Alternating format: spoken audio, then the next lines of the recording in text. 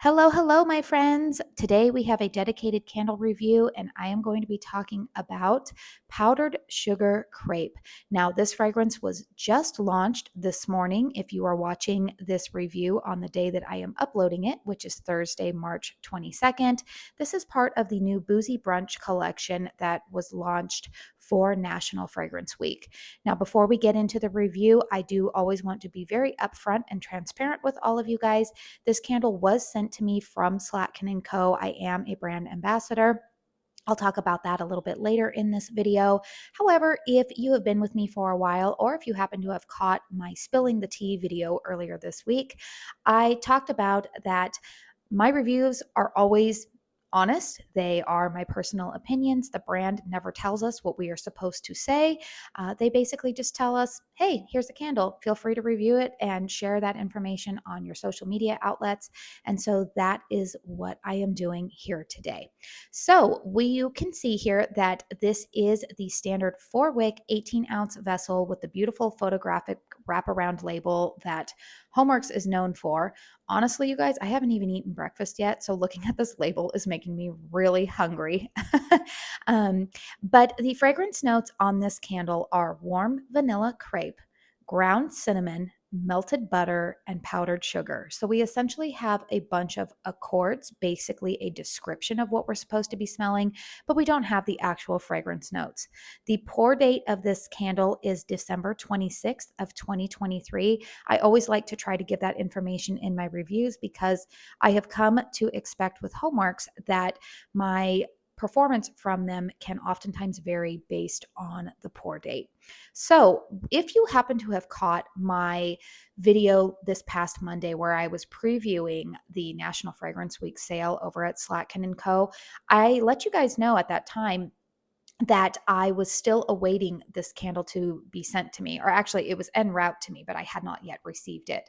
But one of the things that I mentioned in there was that looking at the fragrance notes, for whatever reason, I had a suspicion that this would be another sibling to one of their, I would say, OG / maybe anchor products, like one of their more well-known fragrances, which is hot cider donut. And I was correct in that suspicion. To me, you guys, this is a little bit, there are some slightly nuanced differences in the fragrance that I am smelling here, more so in that I definitely feel like this focuses more on the crepe accord. You definitely get kind of that like fluffy dough type of note. It's not as fried as, say, hot cider donut. I also noticed in the hot cider donut fragrance that the spice fragrances, like that, the cinnamon and kind of the nutmeg, those are a little bit stronger. You get a little bit more of that cider note coming out in there, a little bit more apple. Whereas this fragrance, I would say, is probably a twin. So I'm describing this in like a fragrance family here. So, we have siblings, we have cousins, and then we have twins, and we can all kind of distinguish the resemblance to one another that each one of those descriptions would imply. So to me, this fragrance is a sibling to hot cider donut. It is a twin to sugared beignets. So if you like those fragrances, I think that you would really enjoy this one. Also, likewise, if you have those fragrances, I would also go to the extension of saying that if you have harvest donut or if you have funnel cake, if you have a lot of those currently in your collection, this is not going to be a new fragrance to you. However, if you have enjoyed those fragrances in the past, and you don't have a whole lot of them in your collection, you're maybe wanting to, get another quote unquote backup of it, then I think that this fragrance you'll be happy with this fragrance. Now let's go ahead and talk about the performance of this candle. So I'm going to go ahead and lift up my camera here, and I will insert a photo for you. So the wicks on this candle are kind of like those, they are thinner. They're not thicker rope-like wicks. And you can also see that I have some wick residue in the wax pool. This candle, you can see, has been burned about halfway through. I have actually been burning this candle pretty much since it came to my home this last Tuesday. I've been burning it kind of like round the clock. Typically, I like to burn my HOMEWORX candles no longer than 4 hours. The first burn on this one, I let it go for about 5. The wicks they're thinner, but they're not struggling and they're not toppling over.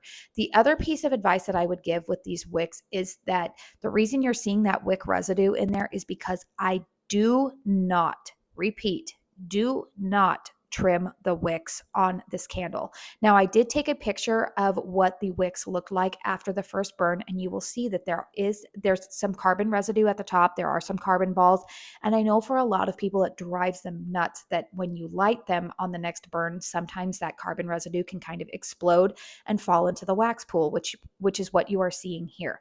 However, for me, so far, the fragrance has not been altered by that residue being in the wax pool. And the reason why I don't trim the wicks is that Harry has described these wicks as being self-trimming.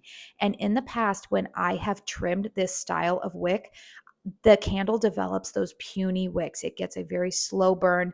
So for me, I would trade off having a strong, healthy flame like you're seeing right now over having those slow burning puny wicks where now we're having difficulty getting the wax pool to fully develop.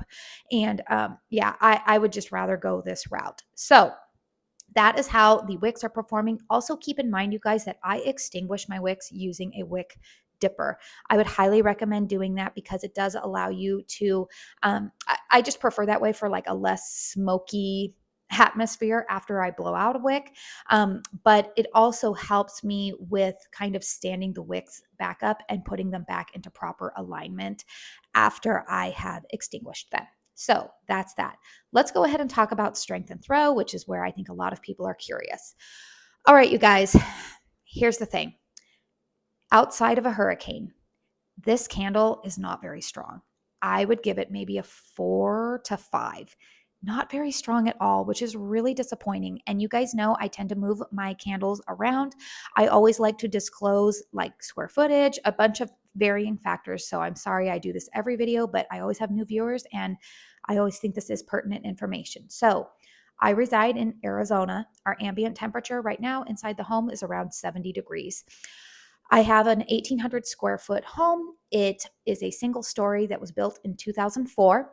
I have open concept living room that opens up into my kitchen, but I have lower ceilings. The living room, by the way, has about 20-foot high ceilings, but in the bedrooms, I have about 9-foot high ceilings. And obviously those are more closed concept. When I burn this candle in the living room, it's weird because it throws well. Like I can smell it on the opposite side of the house, or like not the house, but of the opposite side of the room. So for example, if I'm burning this candle by the windows that you just saw when I did that B-roll, if I'm burning it by that window, I can smell it when I walk in the front door, which is opposite. However, it's not very strong. It's like a 5, not very strong at all. Same type of thing. I can smell it a little bit better when I move it into my bedroom. However, if you have a hurricane that fits HOMEWORX candles, burn it in a hurricane, because I burned this in a hurricane on my second burn, and holy smokes, you guys, it was an 8. I could smell it all throughout the living room. I could smell it into the kitchen. And that's really rare that for me personally, when I burn a candle in a hurricane versus out, it usually only bumps up maybe 2 notches. So I was really surprised that it was so much stronger in a hurricane. So I know a lot of people have mixed opinions about whether or not a hurricane is necessary for candle products.